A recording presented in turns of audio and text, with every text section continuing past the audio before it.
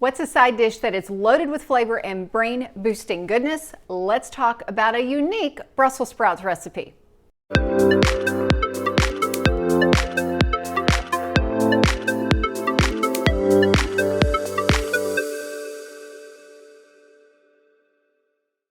Welcome, I'm Sheri Traxler with Nourish Your Life, author of Go Forward, 28 Days to Eat, Move, and Enjoy Life God's Way. And today I am inspired by the Downton Abbey Cookbook. We're huge Downton Abbey fans.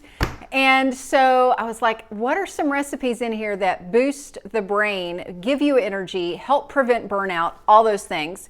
So Brussels sprouts, top of the list. In fact, I just recently did a podcast episode on Real Wellness talking about all of the brain boosting benefits of Brussels sprouts, vitamin K, vitamin C, all the antioxidants, etc. I will link that below so that you can have that to dig into the science part. But let's talk about the actual eating and the goodness of it right now. So from the Downton Abbey book, this recipe is because it's from the Downton Abbey Cookbook, it's all the traditional, where did it go?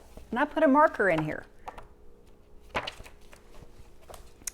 It's got all the traditional recipes that would be from that time period, but I don't like everything that's in all the recipes, so I make some modifications. So here we go, the generic version that they give, and then I will show you how I'm going to change this up. So Brussels sprouts are one of the vegetables that everyone claimed to dislike, yet somehow was always served at the Christmas table. And I don't just serve them at Christmas, I serve them year-round, especially because of how good they are for the brain.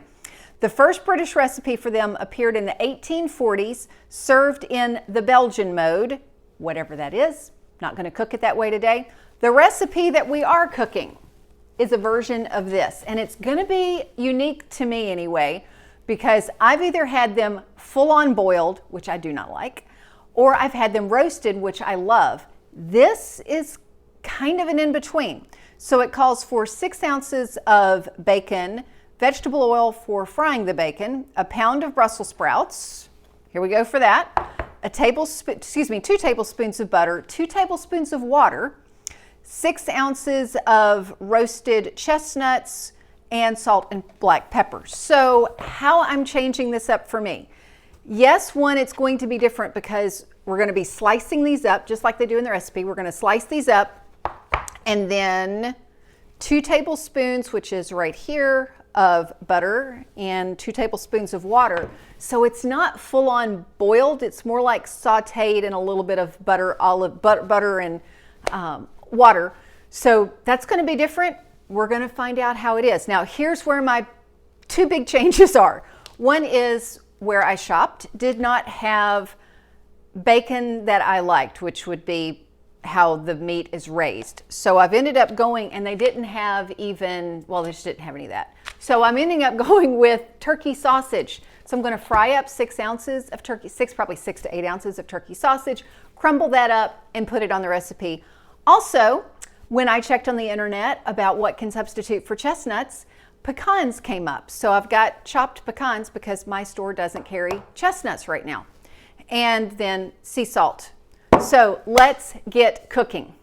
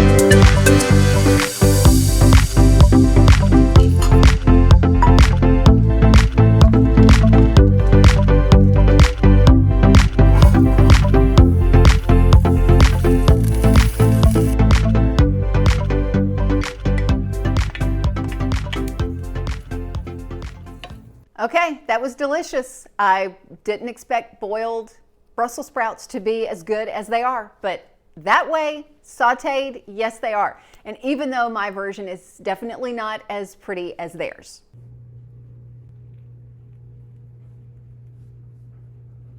So whatever yours end up turning out looking like, know that you're doing good for your brain, decreasing inflammation in your brain, boosting all the antioxidants, and yes, it is delicious. So enjoy, and always remember, until next time, find your path and fulfill your potential.